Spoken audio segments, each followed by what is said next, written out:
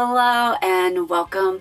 My name is Michelle. My co-pilot Blaze is in the driver's seat, barking at anything and everything that strolls past the van. So if you hear her bark, that is most likely why. In this video, we are going to share with you the 6 different tasks that we started and or completed in month 4 of our 2021 Ford Transit extended high roof camper van build. And I have one more task that we completed that I will share with you next week, because it is so special and so custom, and I think it beats anything that I've seen out on the market, or not on the market, out on YouTube.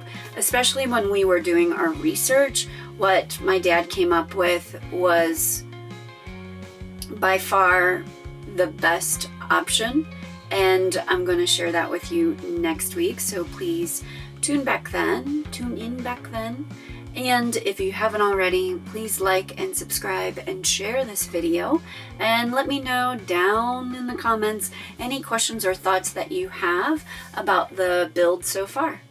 All right, let's jump into it. I went with permanently mounted water tanks, and that meant we had to install a freshwater inlet on the exterior of the van.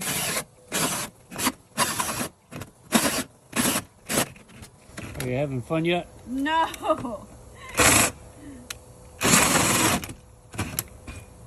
Oh, so close.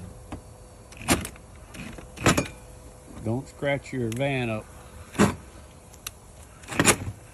It's like stuck. There we go. Once the hole was cut, we used Rust-Oleum primer to seal the metal edges before installing the water inlet. Next up was cutting plywood for the bed platform as well as the garage walls, aka bulkhead. We used 1/2-inch plywood for the bulkhead and cut a hole in it to serve as the opening for the future drawer. We'll get to that later. Here I am test fitting the bulkhead just to make sure that it fits before we start painting. We also used 1/2-inch plywood for the bed platform, which I had to cut into 2 pieces because it was such a tight fit. I wanted to be able to access the garage from inside of the van, and so I made a trap door. But I made a mistake when I cut it. Doing a van build yourself is an exercise in letting go of your perfectionism and just kind of rolling with things. It was time to choose paint. So I selected a really pretty blue and a bright white. That way we could paint the bulkhead and the garage walls. I debated for the longest time if I should install an air conditioning unit and should it be AC or DC. I even went so far as to buy a second exhaust fan, but then decided to return it and bought a 12-volt Velit air conditioner instead. Here my dad is cutting a hole in the roof with a jigsaw. Then we're going to add a roof fan adapter before lugging the gigantic air conditioning unit up there and getting it installed with the help from a friend. They moved so quickly that I didn't get a chance to record the installation. My dad installed the diesel heater all by his lonesome while I was working, and we'll get into actually priming the fuel through the pump later on in this video. Here it is, all done, shot from below so that you can see the cute little exhaust pipe. Next up was mounting and wiring the electrical system. My dad had a plan, and so I let him execute it. I was there for moral support and again to serve as a nurse. When he said scalpel, I gave him wire cutters or a wrench or a socket or a something. Oh my gosh, there's batteries and a charger inverter and a hot water heater and a water pump installed. And on the other side of that bulkhead is the 33-gallon water tank. Yes, making progress. Oh, and I forgot. There's cigarette lighter, 12-volt cigarette lighter, and an outlet there, and there's an outlet over there, and there's an outlet over there, and there's one on the other side of the bulkhead. Again, making progress. Did you guys know that diesel should be kept in a yellow tank, not a red one? Oops. It's kind of a mess in here, but we're starting to make a lot of headway. We installed the air conditioning unit this past weekend. We got the freshwater tank installed. We got the freshwater inlet installed recently. There's outlets and a light switch. Don't have power yet. And there's another outlet. And, oh my gosh, there's heat. Can almost turn it on. Just need a few more electrical components. And the fuel pump and filter and source for fuel. But we're getting so close. We can almost put up walls, and I can't wait. Oh, and I framed out the window. And today I cut the piece that will go in and serve as the fixed bed platform. And then eventually we're going to make a drawer to go and pull out in this area to serve as an extension of the bed. So it'll be a queen size bed if you sleep north to south, but a full size if you sleep east to west. Yeah, so we are making progress, and it's awesome. Exploring different configurations with the garage space to see how much I can fit in there. Right now I've got 2 of those Rubbermaid totes and then my stand-up paddleboard, and the bed platform is in. It's wider than I thought. I think 2 people could sleep up there, or 1 person and a dog. So that's pretty sweet.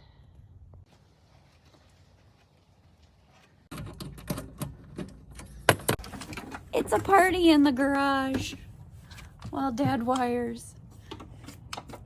Oh, Blaze. Oh, look, there's Rose, too.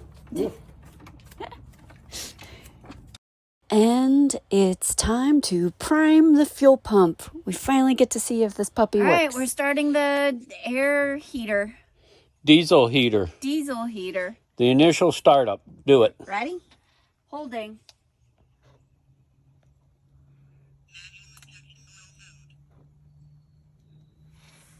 It might be a while. Why? Did it do anything? I hear it. You Hear it? No.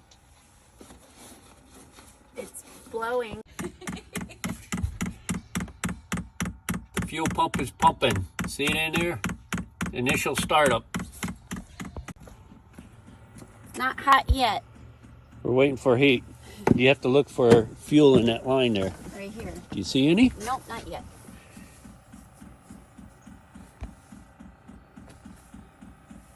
You won't get any heat till you see fuel in there. I know. We started it up a second time. I'm still waiting for fuel to go through the line. Right there. We are still waiting for the fuel to come through.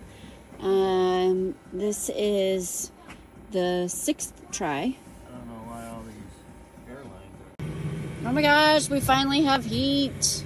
You can't see it, but there's fuel in that line and there's heat coming out. Sweet. Woo-hoo-hoo-hoo. It works. And it's time to take this partially built camper van on a test run. So one of my good friends and I went camping at a national forest campground along the North Carolina coast.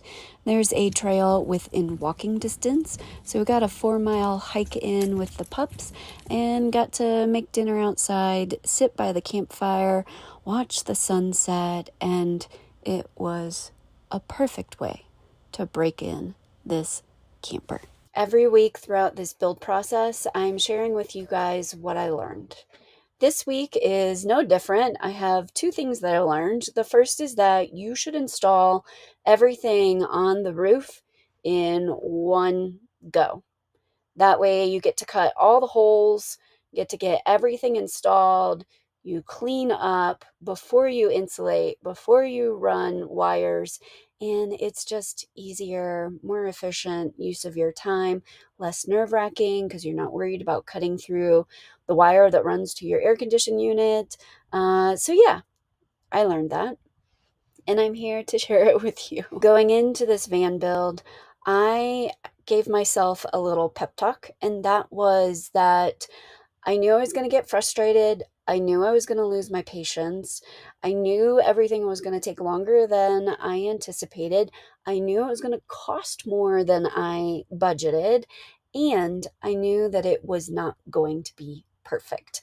I made countless mistakes throughout this build. My dad did as well, less than I did because he's more experienced. But still, this is just a reminder to give yourself permission to make mistakes and be okay with it. So how much did it all cost? This month was a doozy when it came to outlaying cash. I bought a lot of the components because it was easier to get a good feel for where they would fit, how much space they would take up once I had them in hand. And if you missed my last video about the water tanks that I bought and how they didn't fit in the garage space exactly how I wanted, which forced me to change my layout, go check out that video. And that was the lesson. And so that's why I bought pretty much everything that you see here. We installed the freshwater inlet. You see the air conditioner, the roof vent adapter, all of the electrical components at a very high level, the inverter charger, the links distributor, the smart shunt, the batteries, the distribution and fuse panels, battery switches or kill switch, fuses, the DC to DC charger, the diesel heater. I went the cheap route. I bought a cheap one off of Amazon, as well as a diesel tank, gas tank, if you will.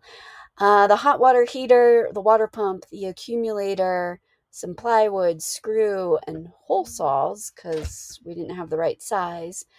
And last month's total brings us to $9,282. And that doesn't even take into account the switches and the outlets and the plumbing fittings. We'll get to that later. They'll be in a catch-all category at some point. But that's a lot. That's 4 months in and a decent chunk of my $15,000 budget. That wraps up this video. Next week, as I mentioned at the beginning, I'm going to share with you a very special custom project that my dad and I worked on, and I'm leaving you with some beautiful pictures of Glacier National Park. Take good care of yourselves.